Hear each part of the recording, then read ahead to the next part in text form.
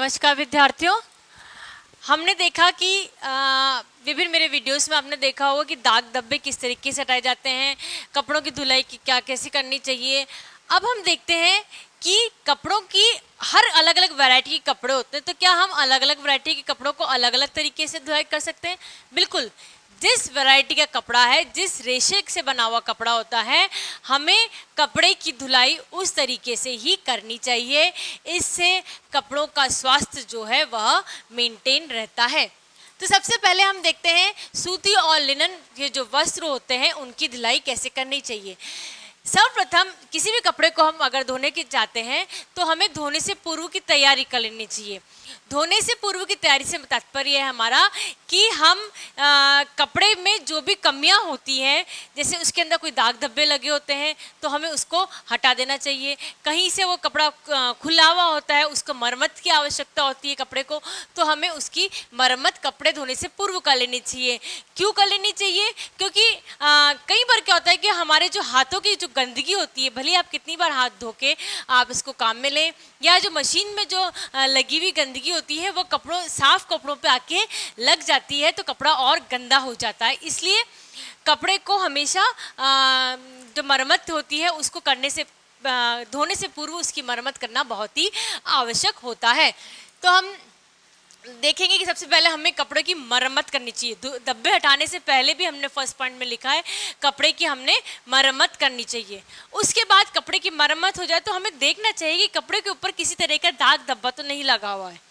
यदि कपड़े पर किसी तरह का दाग धब्बा लगा हुआ होता है तो हमें कपड़े के दाग धब्बे को हटा देना चाहिए। जिस भी मेथड से धब्बे को पहचान लेना चाहिए कि हाँ, कपड़े के ऊपर इस चीज़ का दाग लगा हुआ है, इस चीज़ का धब्बा लगा हुआ है, और उसके बाद हमें कपड़े को धब्बा को हटा देना चाहिए। ये भी हमें किससे करना चाहिए? धुलाई से पूर्व करना चाहिए। उसके बाद हम करेंगे कपड़े की छटाई।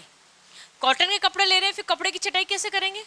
बिल्कुल, कॉटन के कपड़े ले रहे हैं तो भी हमें कपड़ों की छटाई करनी है होती है कि कपड़ा वाइट कलर का है, कपड़ा लाइट कलर का है और कपड़ा डार्क कलर का है। ठीक है, हमने 3 अलग अलग तरह की कैटेगरी कर ली है। और हमने एक कैटेगरी और आप इस तरीके से कर सकते हैं, कपड़ा डेली वेयर का है कि क्योंकि हम जो कपड़े की बात करते हैं तो हमने जो चादरें होती हैं उसकी बात करेंगे। आप अपने जो डेली वेयर के जो कपड़े होते हैं उनको आपकी जो बेडशीट्स होती है उसके साथ में नहीं धो सकते हैं, है ना। तो ये तो अलग अलग तरीके की कैटेगरी होती है। तो आपने कपड़ों की छटाई करनी होती है। वाइट कपड़ा अगर आप वॉशिंग मशीन में धो रहे हैं तो वाइट कपड़े को सबसे फर्स्ट राउंड में धुलेंगे, सबसे पहला धुलेगा। वॉशिंग मशीन में केवल वाइट कपड़ों का ही धुलाई होगी। वाइट कपड़ों के साथ में आप लाइट कलर के कपड़े फिर भी डाल सकते हैं। रिपीट करते हैं, वाइट कपड़ों के साथ में लाइट कलर के जो कपड़े होते हैं फिर भी डाल सकते हैं, परंतु आप डार्क कलर के कपड़े कोशिश करके भी वाइट कपड़ों के साथ न डालें। हमें यह भी देखना होता है कपड़ों की छटाई के अंदर कि क्या कपड़े का रंग कच्चा है, क्या कपड़े का रंग पक्का है। कच्चा कलर के जो कपड़े होते हैं उन्हें सभी कपड़ों के साथ में भिगो के नहीं रखना चाहिए।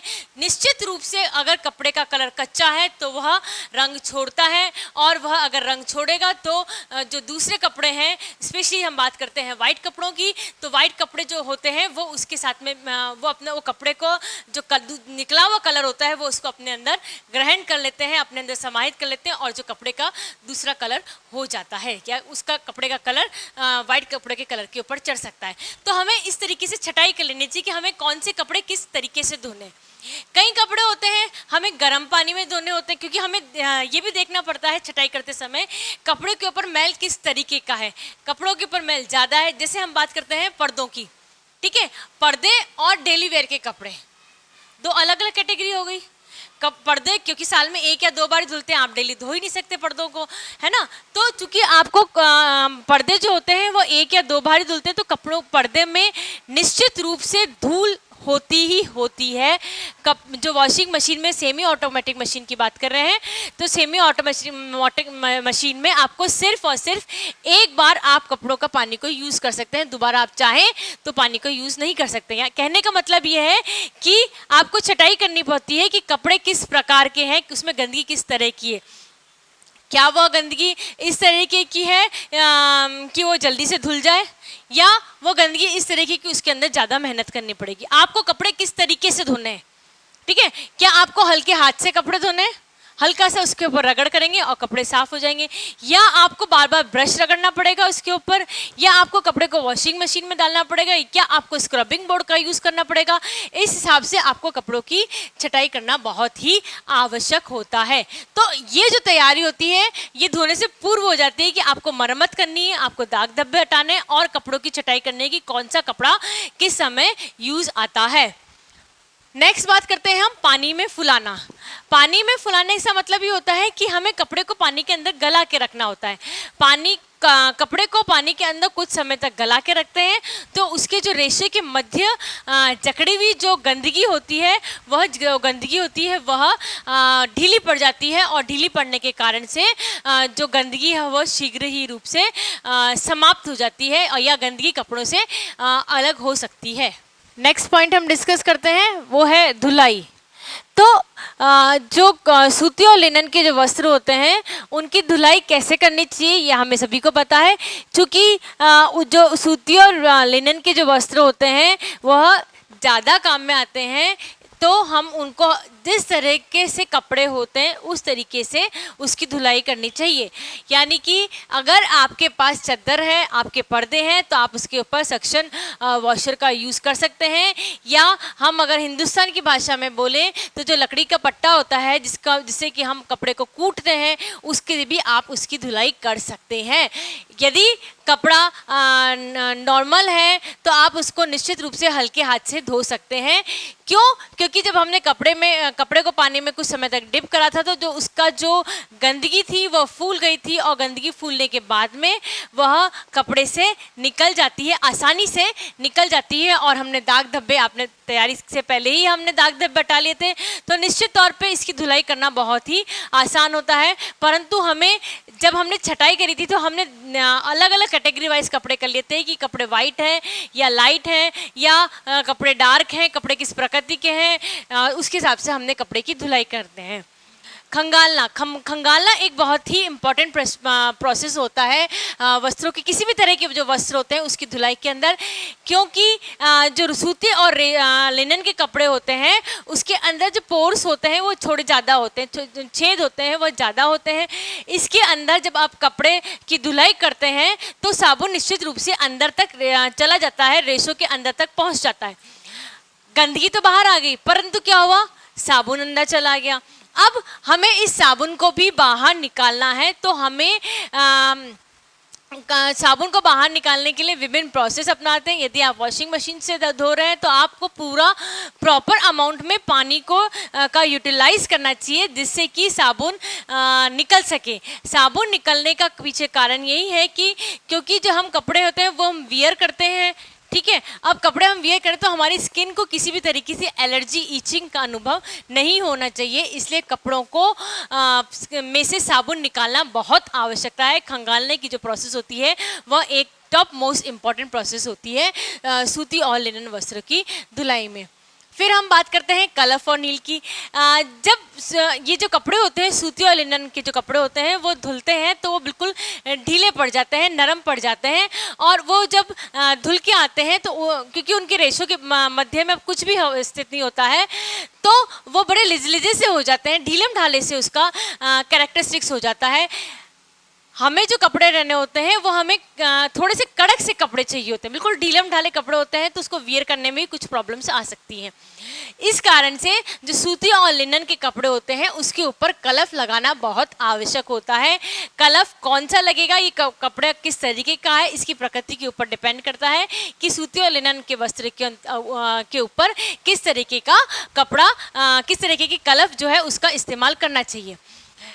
जो सूती और लिनन के जो वस्त्र होते हैं, सफ़ेद वस्त्र की जब बात करें हम, तो सूती और लिनन के जो सफ़ेद वस्त्र होते हैं वह कुछ समय के पश्चात पीलेपन उसमें उभरने लग जाता है, पीलापन उसमें दिखाई देता है। क्योंकि उसके अंदर पीलापन दिखाई देता है इसलिए उसको पीलापन हटाने के लिए नील लगाना बहुत आवश्यक होता है। डिफरेंट वैरायटीज़ ऑफ नील मार्केट में अवेलेबल हैं, तो आप मार्केट में से नील लेके कपड़ों के ऊपर नील को लगा दें। नील लगाने से जो कपड़े की जो सफ़ेदी गई हुई होती है वह सफ़ेदी लौट के आ जाती है। कपड़े को सुखाना, जो कॉटन के कपड़े होते हैं उसे कभी भी लोहे के तार के ऊपर नहीं सुखाना चाहिए। जो अलगनी उसके ऊपर यूज़ करते हैं सुखाने के लिए, वह अलगनी कौन सी होनी चाहिए? नायलॉन की रस्सी होनी चाहिए उसके सुखाने के लिए। कलफ और नील वाले जो कपड़े होते हैं उन्हें सुखाने के लिए तीव्र धूप की आवश्यकता होती है। जो कलफ होती है वो उसकी जो कड़कपन आता है वह धूप के कारण ही आता है। सूर्य की किरणें और जो कलफ होती है वो आपस में रिएक्ट करती हैं, रिएक्शन से ही उसके अंदर जो सूती वस्त्र होते हैं उसके अंदर कड़ापन आता है। अतः हमें ये देख लेना चाहिए कि कपड़े को कहाँ सुखाना चाहिए। कई कपड़े होते हैं उन्हें तीव्र धूप की आवश्यकता नहीं होती। बिल्कुल सूती और लिनन कपड़ों की हम बात करते हैं। सूती और लिनन कपड़ों में कुछ कपड़े होते हैं उनमें धूप की आवश्यकता नहीं होती है। यदि आपने उसको लंबे समय तक धूप में सुखाया जाएगा तो वह जो कपड़े होते हैं उसके कपड़ों का जो कलर होता है वो फेड हो जाता है, हल्का फीका पड़ने लग जाता है। इसलिए कपड़े की किस तरीके से सुखाना है, सफ़ेद कपड़ा हो, नील दी हुई हो, कलफ लगा हुआ, तो निश्चित तौर पे आपको तीव्र धूप में सुखाने की आवश्यकता होती है। परंतु यदि कपड़े का कलर कच्चा हो और ये आपको पता है होना चाहिए कि कपड़े का कलर कच्चा होगा तो वो धूप में और फेड होगा, रंगहीन होने की संभावना उसकी ज़्यादा होती है। इसलिए उन कपड़ों को धूप में नहीं सुखाना चाहिए। कपड़े जब हल्के से नमी युक्त होते हैं, है ना, जो कॉटन के और लिनन के कपड़े होते हैं, हमने कलफ लगा रखी है उसके अंदर, थोड़ा बहुत कड़कपन आ जाएगा। अब हमने उसको धूप में और सुखाया है तो धूप में एकदम से कड़क से हो जाते हैं। तो जो सूती और लिनन के कपड़े होते हैं, अगर आपको उनको प्रेस करनी है, इस्त्री करनी होती है हमेशा, तो हल्के से नमी युक्त होते हैं, तभी हमें उनको उठा लेना चाहिए। और नमी युक्त जो कपड़े होते हैं उन्हें प्रेस करना बहुत आसान होता है। ये एक बात ध्यान रखिए, सुखाने में हमेशा कपड़ों को फटकार के और पूरी तरीके से अच्छी तरीके से सुखाना चाहिए, फैला के सुखाना चाहिए। इससे उसके अंदर किसी भी तरह की सलवटें नहीं होती हैं, सलवटें कम होती हैं। और नम युक्त जब हल्का सा नमी होती है कपड़े के अंदर, तभी कपड़े को प्रेस कर देना चाहिए। इससे इलेक्ट्रिसिटी कम वेस्ट होती है, प्लस इसके अंदर जो ह्यूमन पावर है, ह्यूमन एनर्जी का जो यूटिलाइजेशन होता है वह भी कम होता है और प्रेस जल्दी से आसानी से हो जाती है। विद्यार्थियों, अब हम बात करते हैं ऊनी वस्त्रों की धुलाई की। ऊनी वस्त्रों को जब हम धोते हैं तो जैसे हमने देखा था कि सूती वस्त्रों के धोने के कुछ समय पहले हमने कुछ तैयारी की थी, इसी तरह जब ऊनी वस्त्रों को धोते हैं तो ऊनी वस्त्रों को धोने से पूर्व हमें कुछ तैयारी कर लेनी चाहिए। सबसे पहले हमें जो इसकी मरम्मत, जैसे कि सिलाई खुल जाना होता है, बटन का निकल जाना होता है, इस तरह की कोई भी मरम्मत की यदि कपड़े को आवश्यकता होती है तो हमें उस कपड़े की मरम्मत कर देनी चाहिए। कपड़े पे जो भी तरह के दाग धब्बे लगे हुए होते हैं, हमें उस दाग धब्बों को हटा देना चाहिए। विभिन्न मेथड्स होते हैं दाग धब्बे को हटाने के लिए। दाग धब्बे की प्रकृति के ऊपर डिपेंड करते हैं ये, तो जिस तरह की दाग धब्बे की प्रकृति है उस हिसाब से दाग धब्बे को हटा देना चाहिए। धुलाई के पूर्व की तैयारी में ऊनी वस्त्रों में यह भी तैयारी कर लेनी चाहिए कि जो ऊनी वस्त्र होते हैं उसमें जितने भी तरह के सजावटी सामान होते हैं, डेकोरेटिव जो सामान होते हैं, उन सामानों को हटा देना चाहिए। इसलिए हटा देना चाहिए क्योंकि जो ऊनी वस्त्र होते हैं वो नरम होते हैं, मुलायम होते हैं, और जो सजावटी सामान होते हैं वो अक्सर मेटल के बने होते हैं। अब वो तो मेटल के बने, और वो जो ऊनी सामान होते हैं वो कौन से होते हैं? नरम होते हैं। तो नरम और जो कड़क चीज़ होती है, मतलब जो कड़क चीज़ होगी मेटल का सामान होगा, वो जो ऊनी वस्त्र के ऊपर होता है वो ऊनी रेशों के ऊपर नुकसान पहुंचाता है। इसलिए ऊनी वस्त्रों की धुलाई से पूर्व उसके ऊपर लगे हुए सजावटी सामान को हटाने की कोशिश करनी चाहिए। हम जैसे कि हमने बताया था आपको कि जो सूती और लिनन वस्त्र की धुलाई होती है, सूती और लिनन वस्त्र की धुलाई में हमें पानी में कपड़े को गला के रखना पड़ता है। इसके अंदर हमें पानी में कपड़े को गला के नहीं रखना पड़ता है। क्यों? क्योंकि जो ऊनी और सिल्क के जो रेशे होते हैं उनकी प्रकृति होती है कि वह पानी में यदि बहुत लंबे समय तक गले रहते हैं, पानी में बहुत समय तक रहते हैं, तो उनके जो रेशो होते हैं वो कमज़ोर पड़ जाते हैं, और कमज़ोर पड़ने के बाद वह नष्ट हो सकते हैं। इनकी दूसरा पॉइंट ये अभी है कि हमने ये भी देखा था कि जो ऊनी वस्त्र होते हैं उनकी अवशोषण क्षमता ज़्यादा होती है, वह पानी को अपने अंदर ज़्यादा अवशोषित कर लेते हैं। इसके कारण भी उसके जो रेशो होते हैं वह नरम और कमज़ोर पड़ जाते हैं और ऊनी वस्त्रों को नुकसान पहुँचता है। इसलिए हमें ये देख लेना चाहिए कि ऊनी वस्त्रों को हमें लंबे समय तक तक पानी में नहीं गलाना चाहिए। ऊनी वस्त्र के अंदर जो लगी हुई जो गंदगी होती है वो आसानी से निकल जाती है। जब हम ऊनी वस्त्र की बात करते हैं, धुलाई की बात करते हैं, तो ऊनी वस्त्रों को अक्सर ऐसा करते हैं कि धुलाई से पूर्व फटकारना चाहिए। काफ़ी सारी जो गंदगियां होती हैं वह ऊनी वस्त्रों को फटकारने से दूर हो जाती हैं, उससे निकल जाती हैं। ठीक है, उसके बाद हमने धुलाई पूर्व की तैयारी कर ली। पूर्व की तैयारी करने पे हमने इसको फटकारा, कपड़ों को फटकारने पे बहुत सारी गंदगियां अपने आप निकल जाती हैं। अब हमने इसकी धुलाई करी। ठीक है, धुलाई में आप ये बात बहुत ध्यान से रखेंगे कि आपको इस पे ऊनी वस्त्रों पे किसी भी तरह का ब्रश का इस्तेमाल नहीं करना है। ऊनी वस्त्र पे किसी भी तरह का जो ब्रश का इस्तेमाल होता है उससे उसके जो रेशे होते हैं वह निश्चित रूप से खराब होते हैं, नष्ट होते हैं और ऊनी रेशों में रोएं उठने का खतरा रहता है। इसलिए ऊनी वस्त्रों में कभी भी किसी भी तरह के ब्रश का इस्तेमाल नहीं करना चाहिए अगर आप चाहते हैं कि उसके अंदर किसी भी तरह के रोए ना उठें। इसको बहुत नरम हाथों से उसकी धुलाई होनी चाहिए। ऊनी वस्त्रों को धोने के लिए विशेष प्रकार का साबुन मार्केट में अवेलेबल है। जैसी कैपेसिटी होती है उसके हिसाब से आप साबुन लेके आइए और उस विशेष प्रकार के साबुन से ही ऊनी वस्त्रों की धुलाई होनी चाहिए, क्योंकि जो हार्ड साबुन होता है, हार्ड साबुन से जो ऊनी वस्त्र के जो रेशे होते हैं, ऊनी रेशे वह नष्ट हो जाते हैं। इसलिए ऊनी रेशों को हमेशा सॉफ्ट या माइल्ड साबुन से धोना चाहिए। फिर वही सेम प्रोसेस जो हमने सूती और लिनन वस्त्र में अपनाया था।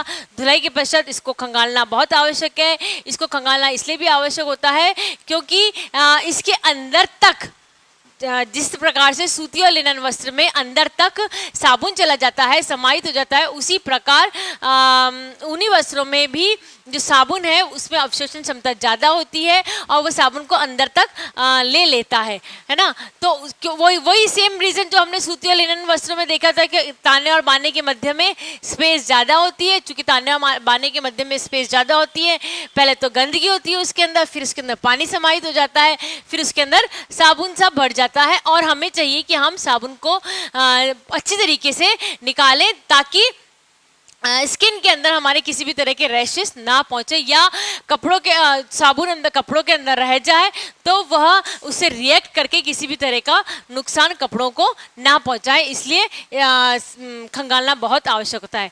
जब खंगाल रहे होते हैं तो लास्ट स्टेज में इसके अंदर सिरका या ग्लिसरीन 1-2 ड्रॉप मिला देनी चाहिए लास्ट स्टेज में।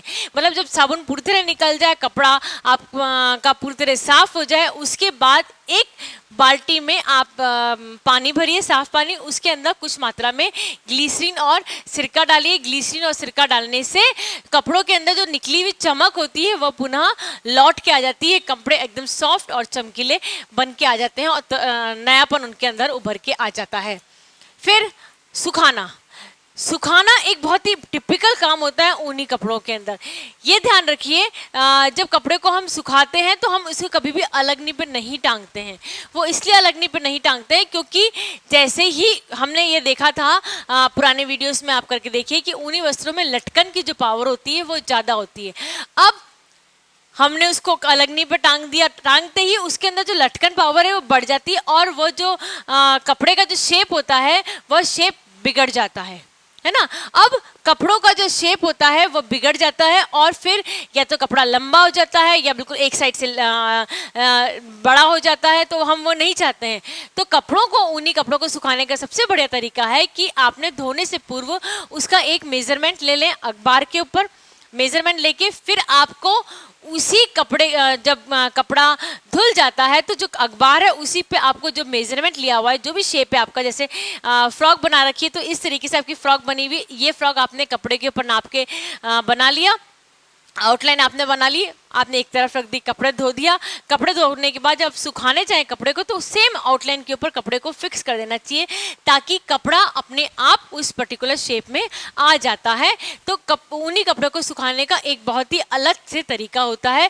ये भी ध्यान रखिए, ऊनी कपड़े कभी भी डायरेक्ट सन की जो रोशनी होती है उसके अंदर नहीं सुखाने चाहिए। ऊनी कपड़ों को थोड़ा सा हम ये नहीं कहते कि आपको बिल्कुल सनलाइट में सुखाइए, थोड़ा सा जहाँ लाइट आ रही हो पर डायरेक्ट सनलाइट नहीं आ रही हो उधर सुखाना चाहिए। कुछ अमाउंट में लाइट आना भी बहुत ज़रूरी है। सनलाइट वो इसलिए ज़रूरी होता है कि जितने भी जीवाणु होते हैं वो उस सनलाइट के द्वारा नष्ट हो जाते हैं। परंतु अगर डायरेक्ट सनलाइट बहुत लंबे समय तक ऊनी कपड़ों पे आती है तो निश्चित तौर पे ऊनी कपड़ों के रेशे पे असर आता है और रेशे खराब हो जाते हैं। और साथ में ही जो सनलाइट की रिएक्शन से जो ऊनी कपड़ों का जो कलर है वह निकल जाता है। इस्त्री करने की इसमें कोई भी आवश्यकता नहीं होती है। ऊनी कपड़ों को सुखाने के पश्चात इसे डायरेक्ट समेट के रखना आपको होता है। इसमें इस्त्री करने की आवश्यकता नहीं होती है। फिर हम देखते हैं नेक्स्ट, रेशम के वस्त्रों की धुलाई। ये तीनों कौन से तरह के वस्त्र हैं? नेचुरल फाइबर्स हैं, है ना। ऊनी वस्त्र, सूती वस्त्र और रेशम का वस्त्र, तीनों अलग अलग तरह के नेचुरल फाइबर्स हैं। तो इनको चूंकि है तो ये नेचुरल फाइबर्स, परंतु इनको तीनों को धोने का अलग अलग तरीका आता है। थोड़ी सी हार्ड धुलाई हम इसके अंदर कर सकते हैं, कॉटन के अंदर कर सकते हैं, परंतु जो रेशम के जो कपड़े होते हैं उसके अंदर हम किसी भी तरह की हार्ड धुलाई नहीं कर सकते हैं। ना तो हम उसके अंदर ब्रश का इस्तेमाल कर सकते हैं किसी भी तरह का, ना ही आप इसके कपड़ों की कुटाई कर सकते हैं किसी भी तरह की। सूती और रेशम के कपड़ों में डिफरेंस होता है कि सूती कपड़ों के अंदर तक गंदगी समाहित नहीं हो पाती, जबकि रेशम के सूती कपड़ों में अंदर तक गंदगी समाहित हो जाती है और जो रेशम का कपड़ा होता है उसके अंदर तक गंदगी समाहित नहीं हो पाती है। सबसे पहले धोने से पूर्व इसके अंदर भी तैयारी कर लेनी चाहिए। धोने से पूर्व हमें क्या तैयारी कर लेनी चाहिए? सेम जो हमने ऊनी कपड़ों में की और जो हमने सूती और लिनन के कपड़ों में की, सेम तैयारी कर लेनी चाहिए। अगर इसमें किसी भी तरह की कपड़े में मरम्मत की आवश्यकता है, कहीं से सिलाई उधड़ रही है, कहीं से टाका खुल रहा है, कोई बटन निकल रहा है, तो हमें उसको पहले ठीक करना चाहिए। क्यों ठीक करना चाहिए? ताकि हमारे हाथों की गंदगी या मशीन की गंदगी कपड़ों के अंदर ना लगे। उसके बाद जो भी तरह के दाग धब्बे होते हैं, किसी भी प्रकार के दाग धब्बे, हमें उन्हें दाग धब्बे को हटाना बहुत आवश्यकता है। हो सकता है कि हमारी धुलाई में दाग धब्बे ना हटे और हमें पुनः कपड़ों को धोना पड़े। तो बार बार जो रिपीटिशन ऑफ वर्क होता है उसको अवॉइड करने के लिए सबसे पहले हमें मरम्मत करनी चाहिए। उसके बाद हमें उसके कपड़े के अंदर जो दाग धब्बे लगे होते हैं उसके हटाना चाहिए। फिर हमें उस कपड़ों की छटाई करनी चाहिए। छटाई कैसे करेंगे? सभी तो रेशम के कपड़े हैं, रेशम के कपड़े में भी अगर किसी तरह की डेकोरेटिव आर्टिकल है तो हम उसको अलग तरीके से धोएंगे, क्योंकि जनरली जो रेशम के कपड़े आते हैं उसमें सजावटी सामान ज़्यादा आता है ना। सजावटी सामान ज़्यादा आता है और वो इजीली धो भी नहीं सकते आप। तो हमें फाइंड आउट करना पड़ेगा कि हाँ, ये जो कपड़े हैं रेशम के कपड़े, इनको हम हल्के हाथों से धो सकते हैं और इन पे हम, क्योंकि इसमें सजावटी सामान है तो हम इनको इन कपड़ों के साथ में नहीं धो सकते हैं। तो आपको अलग अलग तरीके से आपको इसका यूज़ करना पड़ेगा, छटाई करनी पड़ेगी। रेशम के कपड़े होते हैं, हमने अभी बताया, क्योंकि बहुत सॉफ्ट होते हैं, बहुत चिकने होते हैं।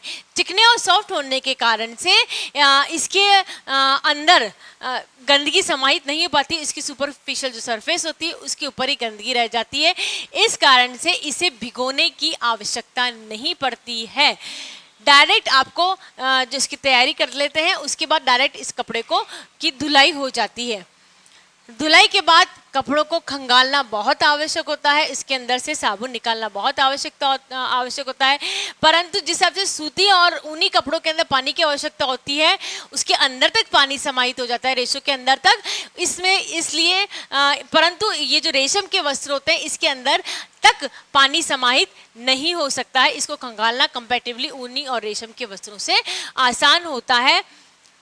सुखाने की जब हम बात करते हैं तो हमें यह ध्यान रखना चाहिए कि जो रेशम के वस्त्र होते हैं उन्हें हमें इस जगह पे सुखाना चाहिए जाकि डायरेक्ट सनलाइट ना आए, रेशों को नुकसान ना हो, परंतु हमारे कपड़ों पे जो जीवाणु और कीटाणु जो होते हैं, सूक्ष्म जीवाणु और सूक्ष्म कीटाणु होते हैं, वह सूर्य के प्रकाश में से हट जाएं।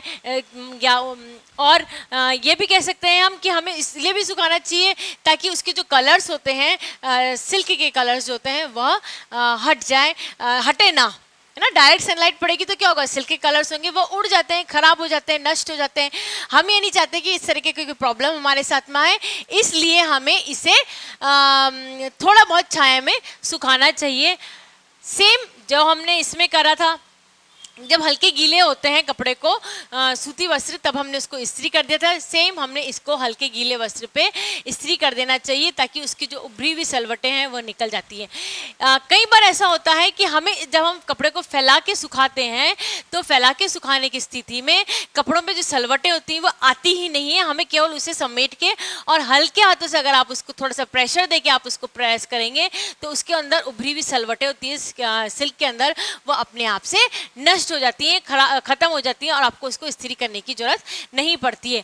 इस्त्री करते हैं, प्रेस करते हैं जब कपड़ों को, तब ये ध्यान रखना चाहिए कि सिल्क जो होता है वह इतना हीट बर्दाश्त नहीं कर पाता है, इसलिए उसका जो प्रेशर होता है थर्मोस्टेट के द्वारा, जो प्रेस में जो प्रेशर टेम्परेचर कंट्रोल होता है, उसे कंट्रोल कर लेना चाहिए, और सिल्क के कपड़ों को कम टेम्परेचर के ऊपर प्रेस करना चाहिए, इस्त्री करना चाहिए, ताकि उसके रेशों को किसी भी तरह का नुकसान न पहुंचे और कपड़ों के अंदर नवीनता मेंटेन रहे।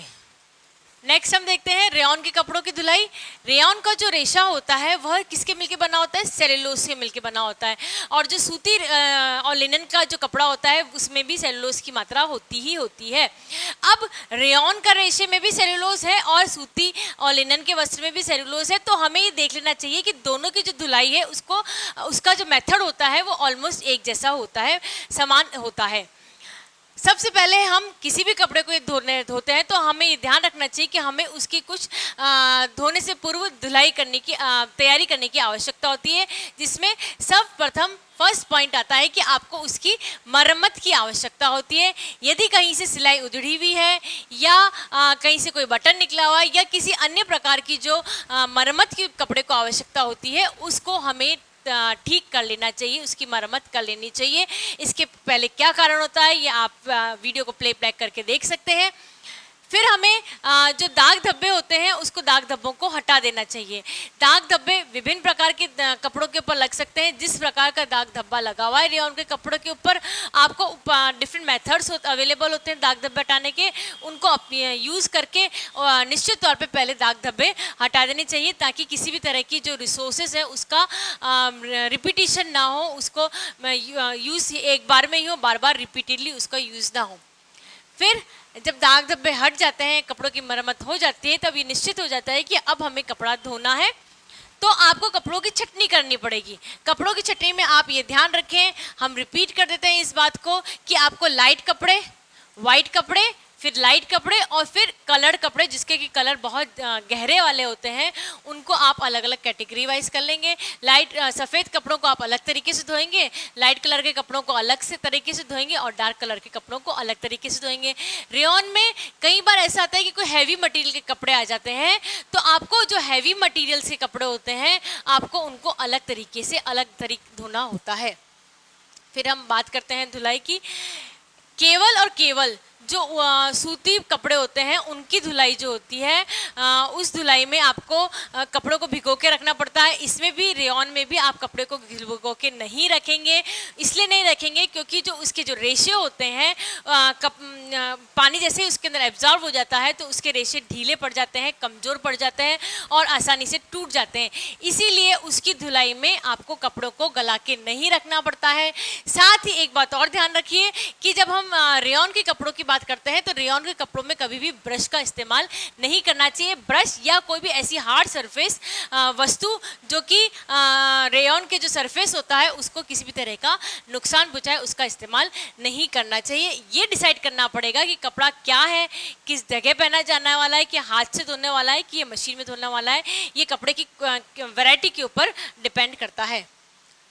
फिर होती है खंगालने की बारी। जब आती है तो खंगालना जो होता है, कपड़ों को हाथ से ही खंगाला जा सकता है जो रेयॉन के कपड़े होते हैं, क्योंकि उसके रेशे जो होते हैं बहुत नरम और मुलायम होते हैं, इसलिए उनको हाथ से खंगाला जाता है। कई बार 4 या 5 बार पानी का, विभिन्न वैरायटी ऑफ पानी का उपयोग करके, एक बार आपने पानी में डाला, उसमें कुछ अंश का साबुन का रह गया, फिर दूसरी बार उन्हीं कपड़ों को दूसरे साफ पानी में डाला। इस तरीके से हम 4-5 बार अलग अलग पानी में डालते हैं, जिससे कि कपड़ों के अंदर उपस्थित जितना भी साबुन होता है वह साबुन निकल जाता है। सुखाना, कभी भी रेयॉन के जो कपड़े होते हैं उन्हें हम अलगनी पे नहीं सुखाते हैं।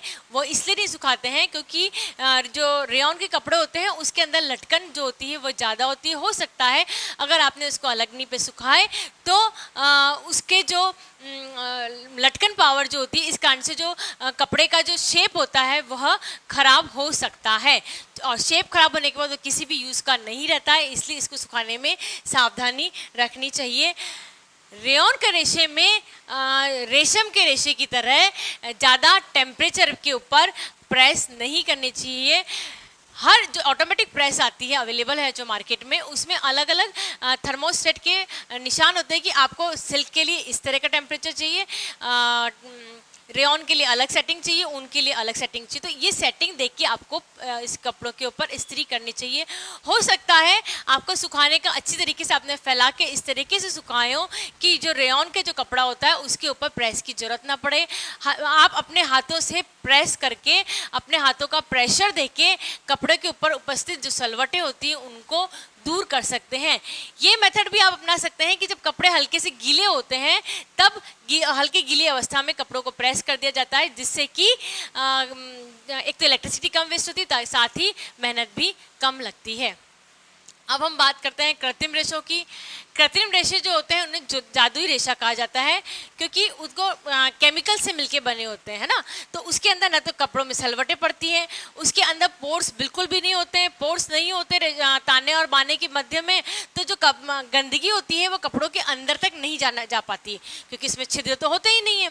अब छिद्र ही नहीं है तो केवल जो ऊपर सुपरफिशियल सरफेस होती है उस सुपरफिशियल जो सरफेस के अंदर ही गंदगी जमा हो जाती है। तो सबसे पहले तो उसको फटकार देते हैं। कपड़े को फटकारने से आधी गंदगी तो उस तरीके से ही दूर हो जाती है। सिंपल पानी में डिप करने पे काफ़ी मात्रा में जो धूल कण होते हैं वह दूर हो जाते हैं। वो इसलिए दूर हो जाते हैं क्योंकि उसकी सरफेस के ऊपर ही गंदगी लगी होती है, और जो सुपर सरफेस होती है उसके अंदर गंदगी पानी में डिप करने से ही दूर हो जाती है।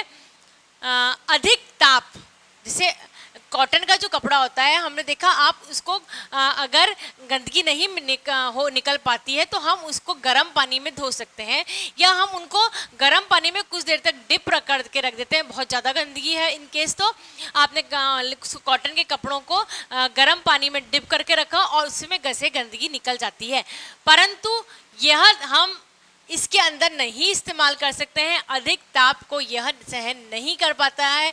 क्यों? क्योंकि इसकी किसका बना होता है? केमिकल से मिलके बने होते हैं। नायलॉन का जो हमने देखा है, नायलॉन का कपड़ा जो होता है, नायलॉन या पॉलिस्टर जिसकी बात करें हम, नायलॉन और पॉलिस्टर का कपड़ा जो होता है वह केमिकल से मिलके बना होता है। चूंकि वो केमिकल से बनकर बना होता है और अधिक टेम्परेचर आते ही जो केमिकल्स होते हैं वो आपस में रिएक्शन चालू हो जाते हैं उनमें, और केमिकल रिएक्शन के कारण उसकी जो रेशे होते हैं वो टूटने लग जाते हैं, नष्ट होने लग जाते हैं। इसलिए कभी भी ये बात ध्यान रखिए, नायलॉन का जो कपड़ा होता है, पॉलिस्टर का कपड़ा होता है, या कृत्रिम रेशों से बना हुआ वस्त्र होता है, उसकी धुलाई में अधिक ताप का इस्तेमाल नहीं करना चाहिए।